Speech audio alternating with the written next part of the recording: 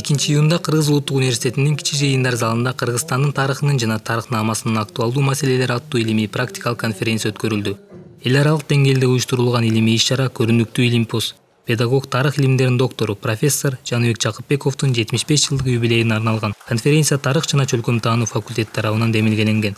Бул конференцияга Россиядан, Казакстандан, Туркиядан белгилүү окумуштуулар келип, катышып, өздөрүнүн макалаларын берип, ошол конференциянын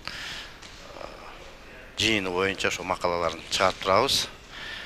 Агайыбызга эми ийгилик каалайбыз, ден соолук каалайбыз. Ушул конференциянын жыйынтыгын ошо результатсын кабыл алабыз.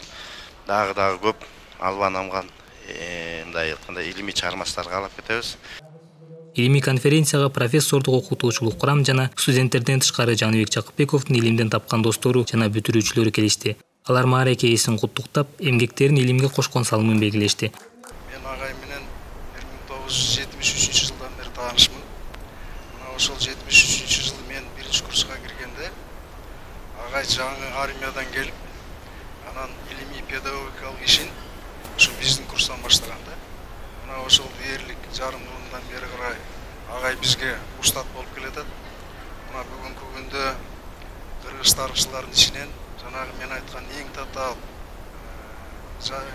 багыт бар, тарыхнама деген. Ошол тарыхнаманы өтө терең изилдеген окумуштуулардын бири биздин агай болуп эсептелет. Агай өзү өтө таланттуу киши, тарыхчы, булак таануучу, анан архивдерди изилдеген, тарыхнаманы изилдеген окумуштуу болуп чектелбестен, ал дастандарды дагы жатка айта билет да. Мисалы үчүн Жаныш Байыш деген ошол чыгарманын айрым өтө кызыктуу эпизоддорун агайыбыз өзү окуп берип, ал Кыргыз Улуттук радиосунун алтын фонуна, азыркы КТРКнын алтын фонуна жазылып алып, азырга чейин сакталууда.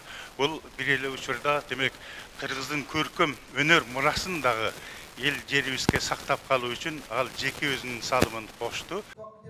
Жаныбек Жакыпбеков симирдүүлүгүн тапкан кесиптештери иш-чараны бийик деңгээлде уюштуруп жардам бергендигин баса белгилеп, ыраазычылыгын билдирди. Конференциянын ишине ийгиликтерди каалайм. Баарыңыздарга рахмат, коллегаларга рахмат.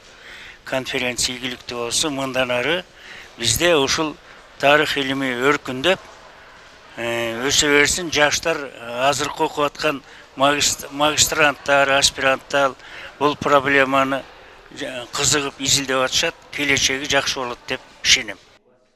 Иш-чаранын расмий бөлүгү жыйынтыкталган соң катышуучулар чакан практикалык чогулуштарга бөлүнүп иш алып барышты. Нурпай Азабытов, Айжамал Мажит, Бала Сагынтуу.